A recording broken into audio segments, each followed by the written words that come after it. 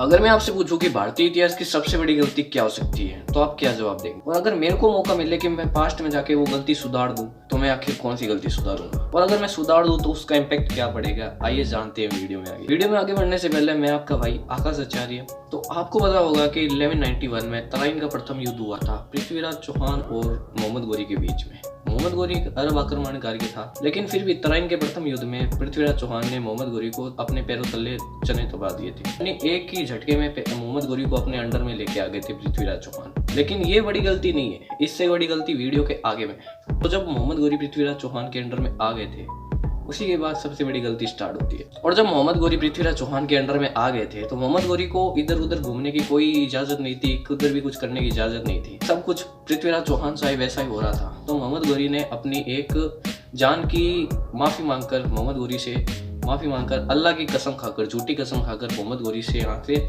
छोड़ गए थे।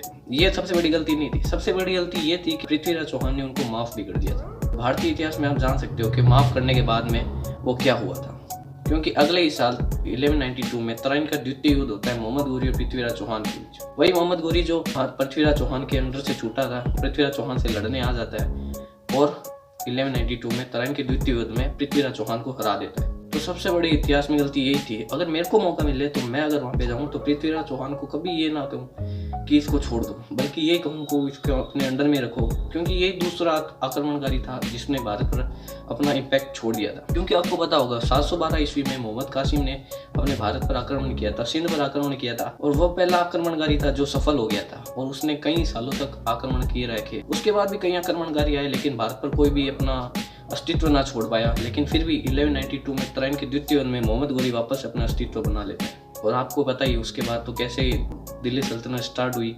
गुलाम स्टार्ट हुआ, खिलजी स्टार्ट हुए एंड मुगल बनता है। अगर मोहम्मद गोरी उस दिन पृथ्वीराज चौहान के अंडर से नहीं छोड़ता, क्या बता कि अभी मुस्लिम सल्तनत इतनी नहीं बसती, अपने राजपूत शासक ही अपने अस्तित्व बनाए रखते भारत में और दिल्ली के राजा भी पृथ्वीराज चौहान बने हुए रहते। और शायद अभी जो गली मोहल्ले में इतनी मुस्लिम कम्युनिटी घूम रही है, मैं मुस्लिम कम्युनिटी के खिलाफ नहीं हूँ, लेकिन अगर वो घूम रही है तो वो शायद नहीं घूमती, क्योंकि उनको जानबूझकर पकड़ कर हिंदू धर्म से कन्वर्ट करा के मुस्लिम बनाया गया था।